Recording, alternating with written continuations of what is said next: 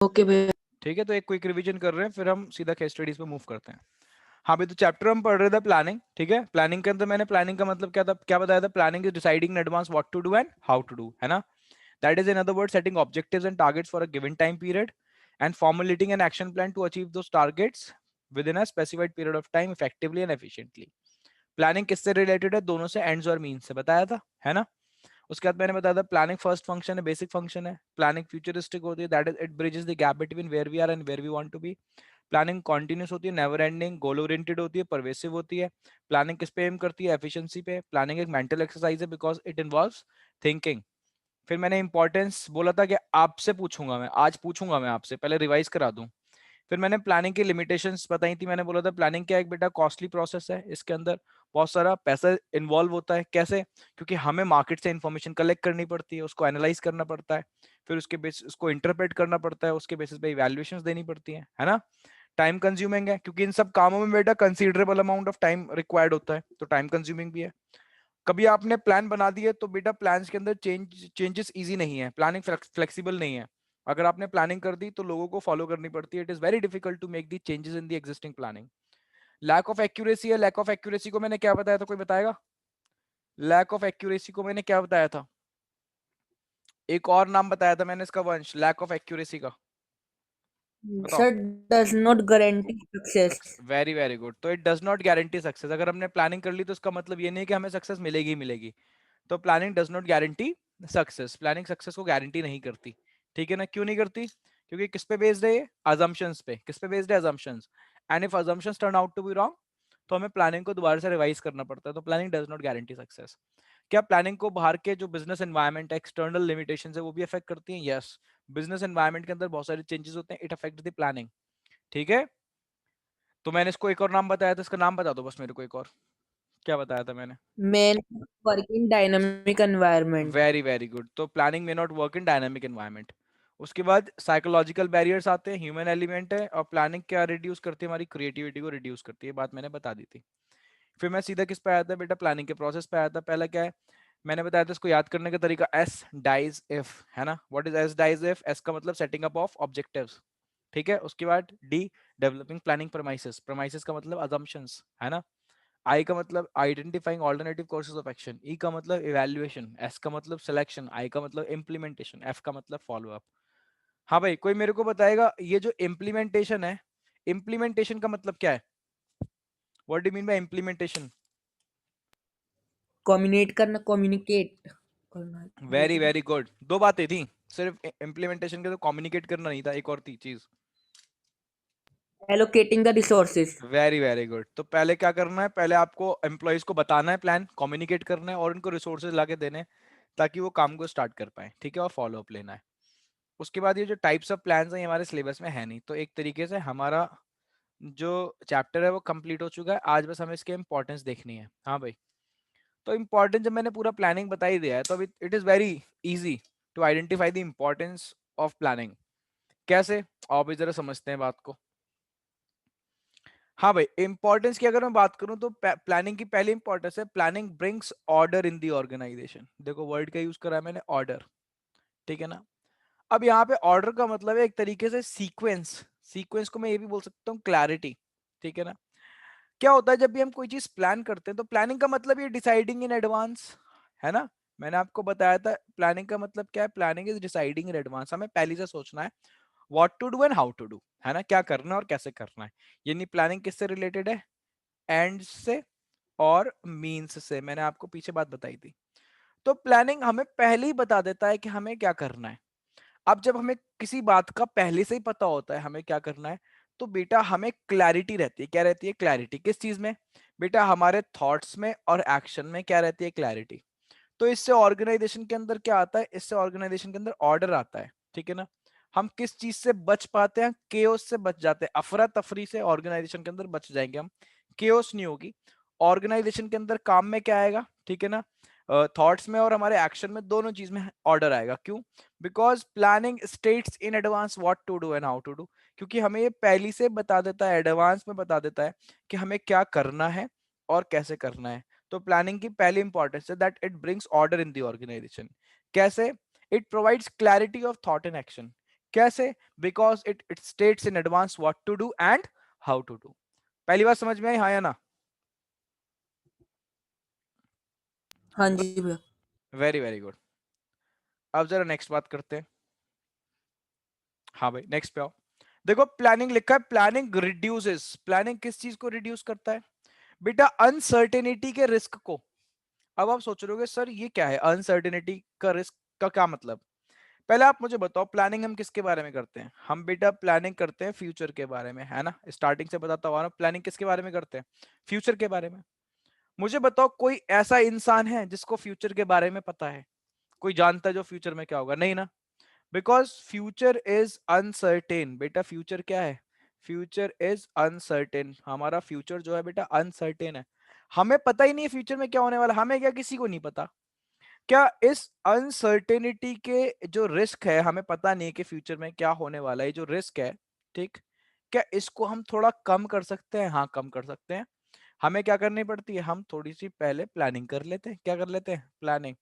तो यानी कहने का मतलब है बेटा, जरा ढंग से सुनना बात को, हम फ्यूचर का जो ये रिस्क है, कौन सा रिस्क? अनसर्टेनिटी का, कि मुझे पता नहीं है फ्यूचर में क्या होने वाला है, इसको हम खत्म नहीं कर सकते, एलिमिनेट नहीं कर सकते। क्या हम इसको थोड़ा सा रिड्यूस कर सकते हैं? हाँ इसको हम रिड्यूस कर सकते हैं। कैसे? प्लानिंग करके। अब आप सोच रहे हो सर एक एग्जांपल दो तभी समझ में आएगा। इसका सबसे बढ़िया एग्जांपल है इंश्योरेंस। हम लोग क्या कराते हैं? अपना इंश्योरेंस कराते हैं कार का, है ना? कार का इंश्योरेंस किसके अगेंस्ट होता है बेटा? फ्यूचर में अगर कोई अनसर्टिनिटी आ जाए, लाइक एक्सीडेंट हो जाए, किसका? कार का। मुझे नहीं पता होगा नहीं होगा, because future is uncertain, but possibility लिख रहा हूं मैं, ठीक है? मेरी गाड़ी चोरी हो जाए, ठीक है ना, थेफ्ट का, ठीक है, या किसी और तरीके से डैमेज हो जाए, है ना? तो मुझे बताओ अगर ये सारे फ्यूचर में अनसर्टेनिटीज आ सकती हैं, तो इस अनसर्टेनिटी के रिस्क को मैं कैसे कम कर सकता हूँ? ये बता दो मुझे, कैसे कम कर सकता हूँ इन अनसर्टेनिटी के रिस्क को? प्लानिंग करके, है ना? क्या कर लूंगा मैं? प्लानिंग। अब आप बोलोगे सर प्लानिंग तो करोगे बट क्या प्लानिंग कर रहे हो? बेटा मैं गया एक एडवाइजर के पास, उसने मेरे से बोला सर एक काम करो, एक प्लानिंग करते हैं, आप इंश्योरेंस ले लो कार का।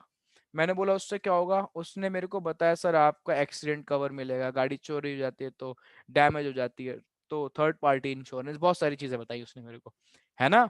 तो मैंने प्लानिंग करके क्या करा? मैंने प्लानिंग के फ्यूचर में जो अनसर्टिनिटी का रिस्क है उसको क्या कर दिया? उसको बेटा रिड्यूस कर दिया। बात समझ रहे हो? ठीक है। तो प्लानिंग पता है एलिमिनेट नहीं करती, खत्म नहीं करती, ठीक, बट फ्यूचर में अनसर्टेनिटी को, रिस्क को थोड़ा सा कम कर देती है। तो इसलिए मैंने यहाँ पे लिखवाया रिड्यूसेस, ना कि एलिमिनेट। बात समझ में आ रही है, हाँ या ना? हाँ जी भैया। Very good. तो देखो हमारा जो बिजनेस है किस में ऑपरेट करता है बेटा? ऐसे एनवायरनमेंट में ऑपरेट करता है जहां पे हमें क्या फेस करने पड़ते हैं? हमें बेटा फेस करने पड़ते हैं बहुत टाइप के risk, several type of risk हमें फेस करने पड़ते हैं।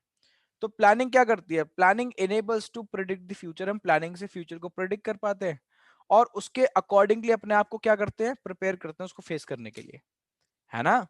तो यानी दो फायदे हैं प्लानिंग के। पहला, प्लानिंग तो ऑर्गेनाइजेशन के अंदर ऑर्डर लेके आती है। दूसरा क्या करती है बेटा? Planning reduces the risk of uncertainty. Uncertainty के रिस्क को क्या करती है? रिड्यूस करती है। आगे चलते हैं, और क्या करती है बेटा? Planning provides basis for controlling. देखो पढ़ाया था पहले, आप मुझे बताओ, मैंने आप लोगों को बताया हुआ कंट्रोलिंग क्या होता है? बताओ कौन बताएगा? What do you mean by controlling? What is controlling? Setting up of objective नहीं, कंट्रोलिंग। What is controlling? बताओ भाई, व्हाट इज कंट्रोलिंग? अगर कंट्रोलिंग नहीं पता तो कैसे जानोगे बातों को? बताओ भाई। एक होती है, देखो एक होते हैं स्टैंडर्ड्स। बताओ भाई क्या वर्ड लिख रहा हूं? एक होते हैं स्टैंडर्ड्स, ठीक है, और एक होती है एक्चुअल परफॉर्मेंस। कौन सी परफॉर्मेंस? हाँ, एक्चुअल सर हमने परफॉर्मेंस। सोचा और जो होगा उसके बीच के डिफरेंस को कंट्रोलिंग कहते क्या बेटा? दोबारा बताओ। हैं। जो हमने सोचा और जो हो गया हाँ वेरी उनके गुड। बीच। तो मैं बोल सकता हूँ बेटा, हम क्या करते हैं? हम कुछ ऑब्जेक्टिव सेट करते हैं, टारगेट सेट करते हैं, जिनको हम क्या बोलते हैं? स्टैंडर्ड्स।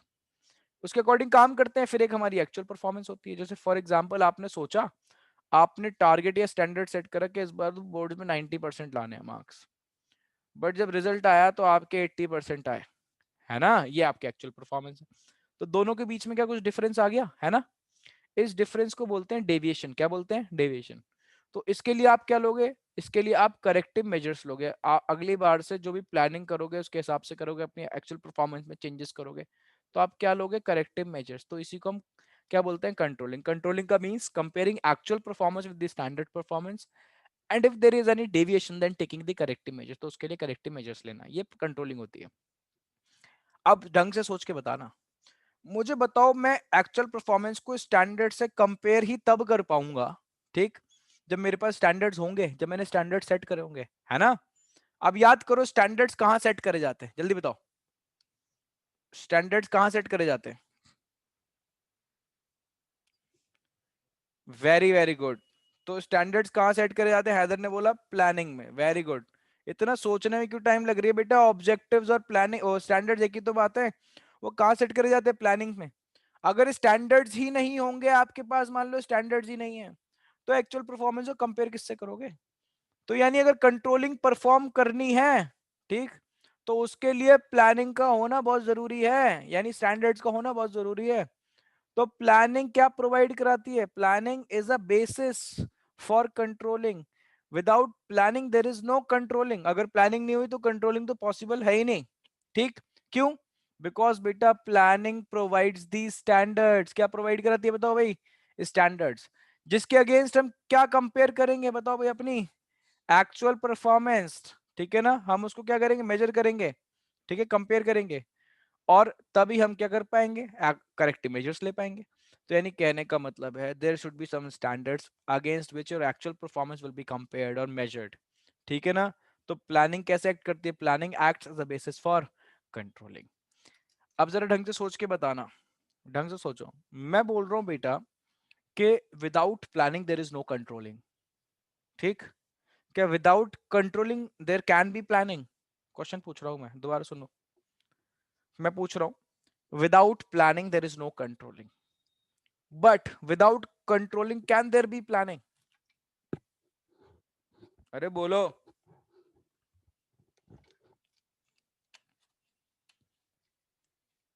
वंश आवाज आ रही है मेरी? हाँ जी भैया आ रही है। तो बोल क्यों नहीं रहे बेटा? सर कंट्रोलिंग के बिना तो प्लानिंग तो हो ही सकती है ना, क्योंकि जब हम प्लान करते हैं जब तो हमारी कंट्रोलिंग आती है ना, जब तो हमें एक्चुअल परफॉर्मेंस पता लगती है। हाँ तो बेटा मैं यही तो बात पूछ रहा हूँ आपसे, ठीक है, यही बात पूछ रहा हूं मैं, ठीक है। रुको जरा, दोबारा समझाऊं ठीक से इस बात को।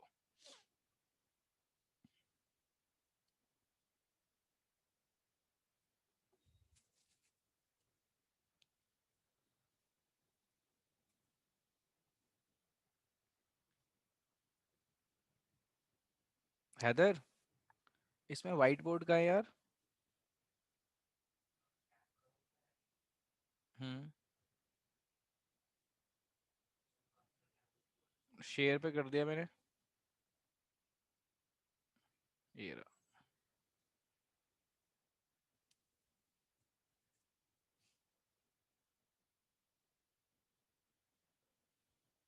एक सेकंड रुको यार।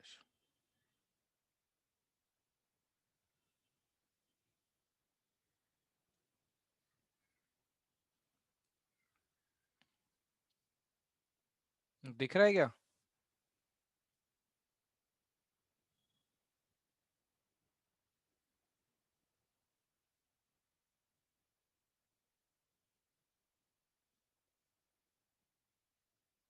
दिख रहा है? हम्म। हाँ जी भैया। हाँ बेटा देखो, क्वेश्चन मुझे बहुत इंपॉर्टेंट क्वेश्चन है, आगे जाके वहां पे भी पढ़ना पड़ेगा आपको कंट्रोलिंग में। मुझे एक बात बताओ, प्लानिंग जो है हमारी, जो हम पढ़ रहे हैं प्लानिंग के बारे में, ठीक है, प्लानिंग कैसे एक्ट करती है? हाँ भाई, प्लानिंग कैसे एक्ट करती है? बोलो बोलो। हाँ भाई, प्लानिंग एक्ट्स, बताओ भाई, एज अ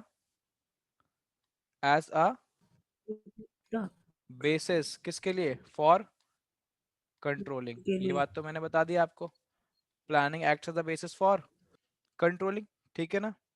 अब मैं पूछ रहा हूँ, इसी बात को मैं कैसे बोल रहा हूँ? मैं बोल रहा हूँ देयर, चाहे तो लिख लेना, there cannot be controlling without, बताओ भाई क्या बोल रहा हूँ, विदाउट प्लानिंग। अब समझे बात मैं क्या बोल रहा हूँ? ठीक। अब दूसरी बात सुनो। ठीक। इतनी बात समझ में आई, हाँ या ना? बताओ भाई, इतनी बात समझ में आई जो मैंने बताई? हाँ जी भैया। क्या समझ में आया इसमें? कि प्लानिंग के बिना क्या नहीं हो सकती? प्लानिंग के बिना क्या नहीं हो सकती? कंट्रोलिंग। कंट्रोलिंग नहीं हो सकती, ठीक है ना? अब मैं क्या बोल रहा हूँ, क्वेश्चन मेरा सुनो। Can can there be can there be planning without controlling? बताओ भाई, बताओ भाई, can there be planning without controlling?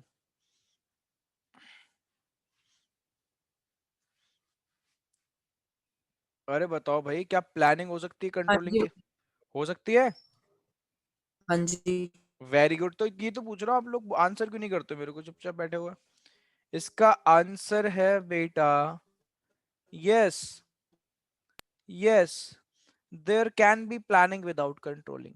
अरे स्टैंडर्ड तो सेट कर सकते हो, कंट्रोलिंग तो सबसे एंड का पार्ट है ना? सबसे पहले प्लानिंग होती है, फिर ऑर्गेनाइजिंग होती है, फिर स्टाफिंग होती है, ठीक है, फिर डायरेक्टिंग एक्टिंग। होती है, और उसके बाद क्या होती है? कंट्रोलिंग। तो प्लानिंग तो सबसे पहला स्टेज है, तो प्लानिंग तो आप कर ही सकते हो, है ना? बट मेन बात है, yes, but but such planning but such planning is of no use. कोई समझाना चाहेगा जो मैंने बात लिखी है?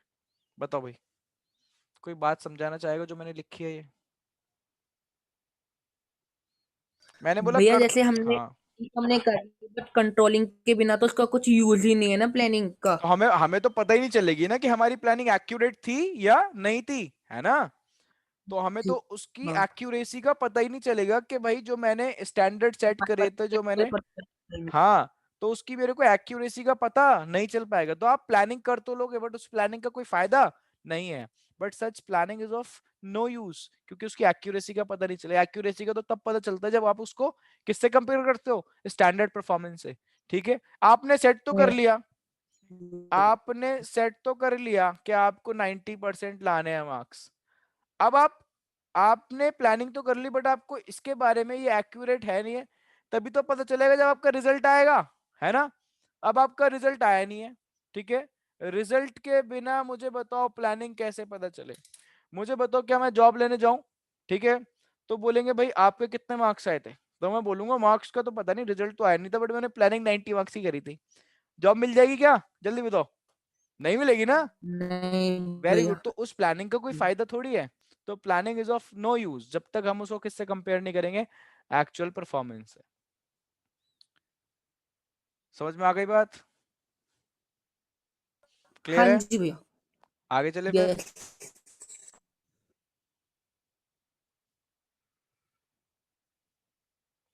तो बेटा ऐसी प्लानिंग का कोई फायदा नहीं है, ठीक है भाई? इतनी बात समझ में आ गई?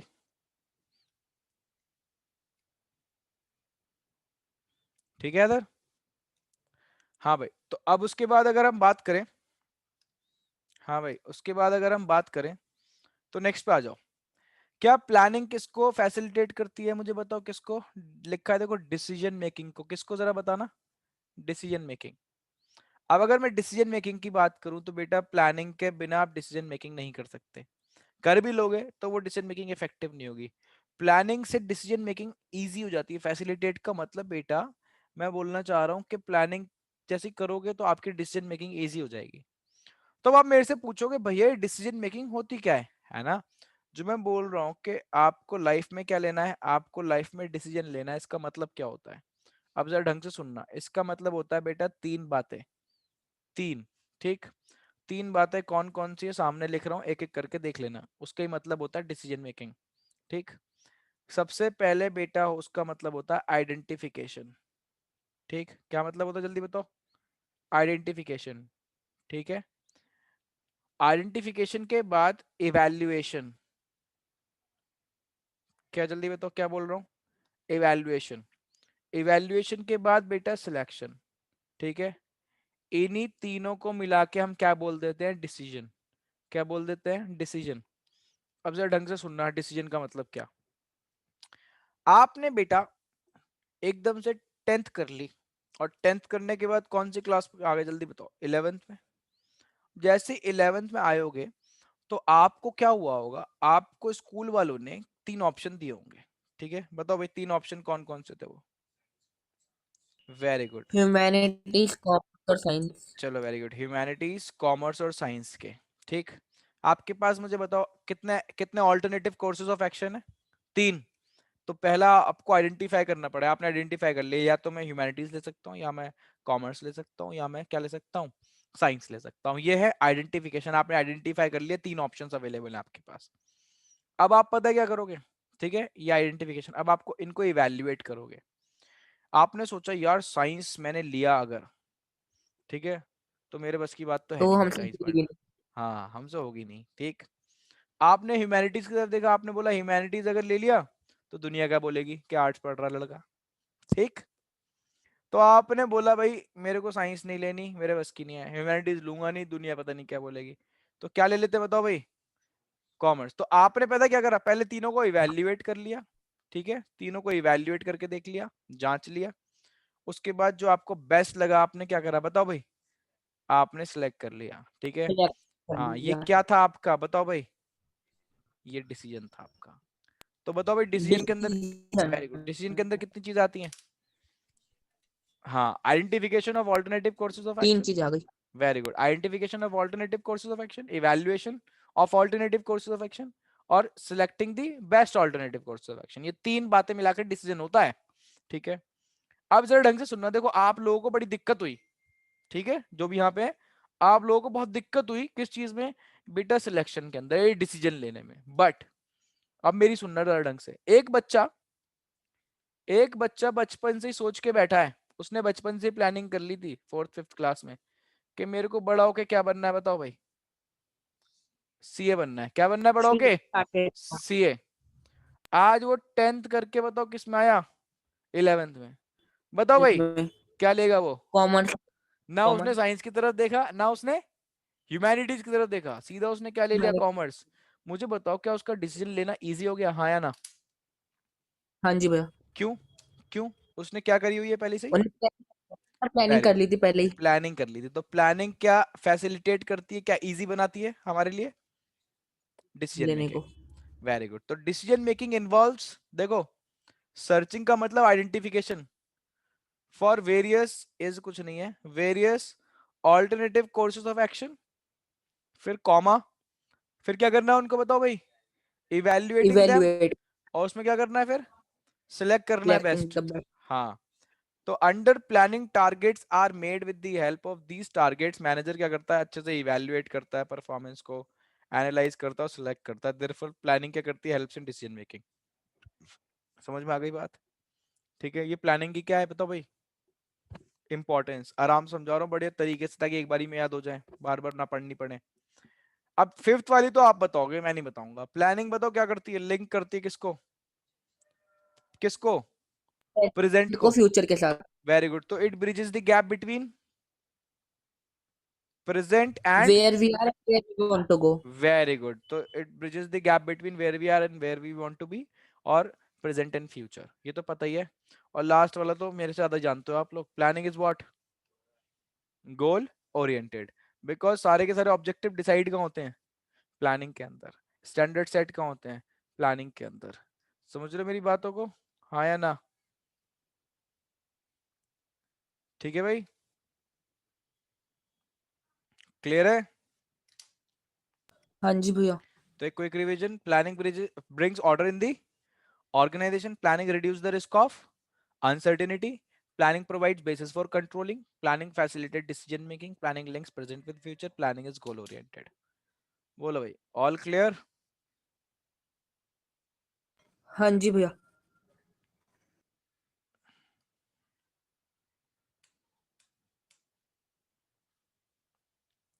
आगे आ जाओ फिर यहाँ पे, ठीक है। हाँ भाई, अब कुछ जरा डायरेक्ट क्वेश्चंस भी देख लो, ठीक है।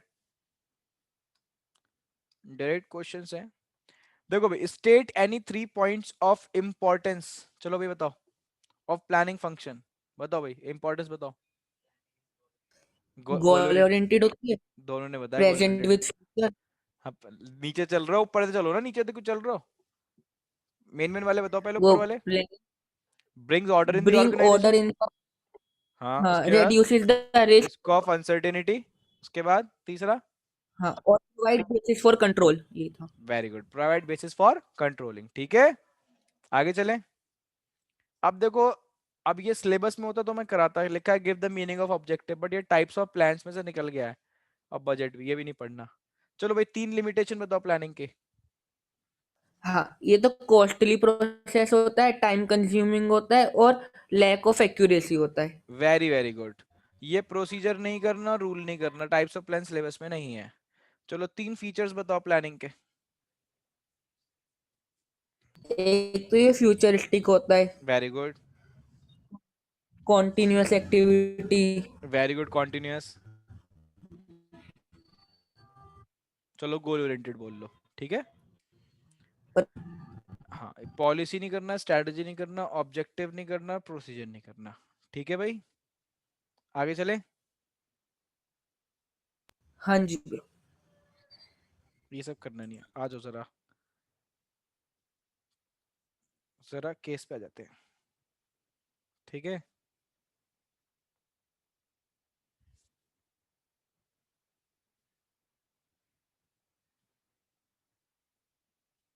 हम्म। हाँ भाई,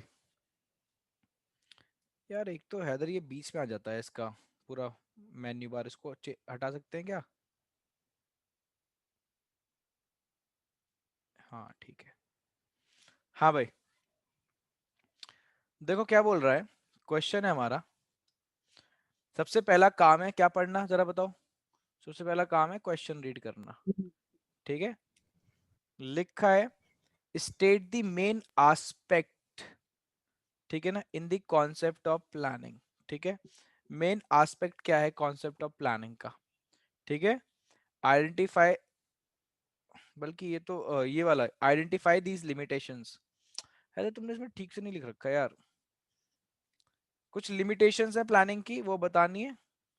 लिखा है state the main aspect in the concept of planning, ठीक है। ये अलग क्वेश्चन है, ये अलग क्वेश्चन है, ये क्वेश्चन ऊपर वाला ये, ठीक है। तो हमें जरा लिमिटेशंस आइडेंटिफाई करनी है। आओ जरा देखते हैं क्वेश्चन क्या है, पहले क्वेश्चन पढ़ेंगे तभी पता चलेगा।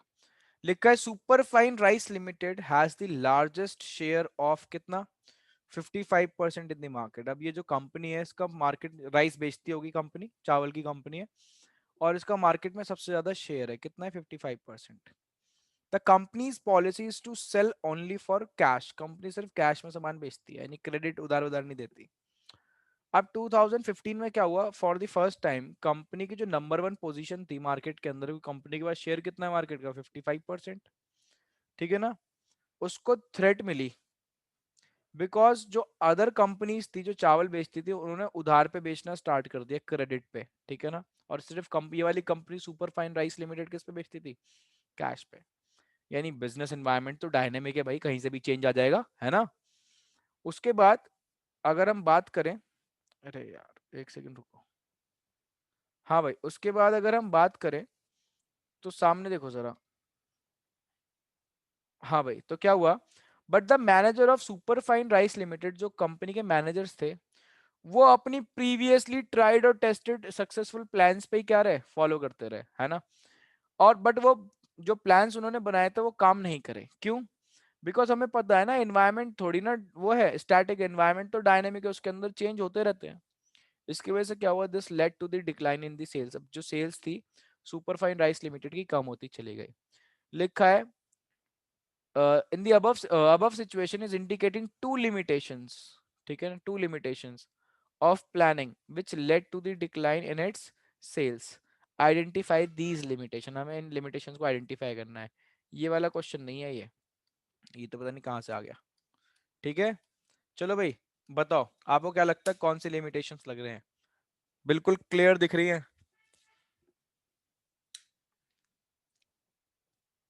अरे यार बहुत ही एक सिंपल है। तो एक्सटर्नल लिमिटेशन हो गई। हाँ तो उसको मैंने क्या बताया था, क्या बोलते हैं, अगर आपने प्लानिंग कर ली। मैं ठीक। तो हाँ चलो पहले वही लिख देता हूँ। Very good. ठीक है, वंश बोल रहा है प्लानिंग में नॉट वर्क। बताओ किस में work? In dynamic environment. Very very good. तो प्लानिंग क्या होता है? Planning may not work in dynamic environment. Dynamic environment. ठीक है, क्योंकि बिजनेस एनवायरनमेंट चेंज हो गया है ना। और प्लानिंग कर ली तो इसका मतलब ये नहीं है कि सक्सेस मिलेगी मिलेगी। प्लानिंग डज नॉट गारंटी, हाँ, गारंटी सक्सेस। ठीक है, तो ये दो लिमिटेशंस के अंदर क्लियरली दिख रही हैं हमें। समझ में आई बात, हाँ या ना?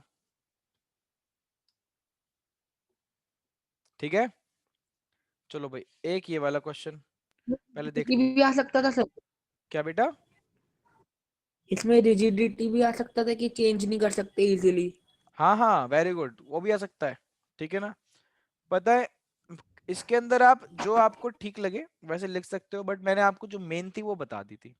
इसके अंदर रिजिडिटी भी लग सकता है, क्योंकि प्लान तो रिजिड होते हैं ना। It is very difficult to make the changes in existing plans. ठीक है, तो रिजिडिटी भी आ सकती है, कोई प्रॉब्लम नहीं है। ठीक है, अभी जो नेक्स्ट वाली केस स्टडी है ये हम पहले करते थे, इस बार नहीं करनी, क्यों? ठीक है, इसके अंदर देखो पूछ रहा है type of one of the function of management.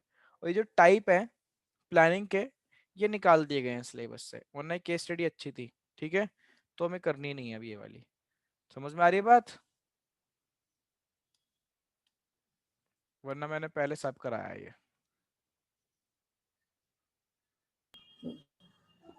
भैया, हाँ बेटा। भैया जो भी हमारे प्री बोर्ड हुए थे ना, हाँ, उसमें तो ये जो कट गया है बस वो भी आया था। दे रखा था तुम्हें? बेटा पता है, हाँ जी। मैंने अपने बैचेस में कराया हुआ है। ठीक है, बट फिर कुछ बच्चे मेरे से बोल रहे थे कि भैया वो आया ही नहीं, वो सिलेबस में ही नहीं है, तो आप क्यों करा रहे हो? फिर मैंने मना कर दिया, अदरवाइज तो मैं तो भाई बताता नहीं हूँ बच्चों को क्या है क्या नहीं है, मैं तो सब कुछ करा देता हूँ। क्योंकि मुझे पता है ना उससे नुकसान नहीं है। ठीक है, बट बच्चों को क्या लगता है? बच्चों को लगता है सर टाइम वेस्ट हो रहा है। टाइम वेस्टेज नहीं होता, उससे क्या होता है, उससे बाय चांस मान लो कोई क्वेश्चन आ गया, अरे अटेम्प्ट तो कर दोगे कम से कम। ठीक है, और कितना टाइम लगता है? एक क्लास लगती है उसके अंदर एडिशनल। ठीक है, तुम बोलोगे तो मेरे पास जो रिकॉर्डेड क्लास है ना उसकी मैं भेज दूंगा, आराम से पूरी देख लेना। ठीक है, पढ़ी है मेरे पास क्लास उसकी। ठीक है वंश? ओके भैया। हाँ बट बता देना अगर चाहिए हो तो। ठीक है, तो एक काम करते हैं वंश, केस स्टडीज होमवर्क में रख लो। ठीक, ये सुहासनी वाली आपको उसमें करनी है, जितनी मैक्सिमम कर सको सारी कर लेना। ठीक है, बट कोशिश ये करना कि कर लो, ये नहीं कि उसको नहीं कर रहे, क्योंकि नेक्स्ट क्लास में आते ही केस स्टडीज खत्म कर देंगे। अगर और आपने सिर्फ मेरे से आते ही सिर्फ प्रॉब्लम्स पूछी और प्रॉब्लम्स में ही खत्म हो गई केस स्टडी, फिर तो बहुत बढ़िया बात है, क्योंकि फिर मैं नया चैप्टर भी स्टार्ट करा दूंगा। प्लानिंग करा दिया, फिर हम सीधा ऑर्गेनाइजिंग पे मूव कर जाएंगे, थोड़ा फिर जल्दी जल्दी मूव करने लगेंगे। ठीक है, ओके भैया। चलो ठीक है, तो इसको होमवर्क में कर लेना आप। हमारा वैसे प्लानिंग चैप्टर खत्म हो गया, बस केस स्टडीज रह रही है। ठीक है, ये सेंड कर देना, मेरे पास है नहीं। क्या फाइल? हाँ जी, फाइल। ठीक है बेटा, अभी सेंड कर रहा हूँ। नमस्ते भैया। नमस्ते बेटा।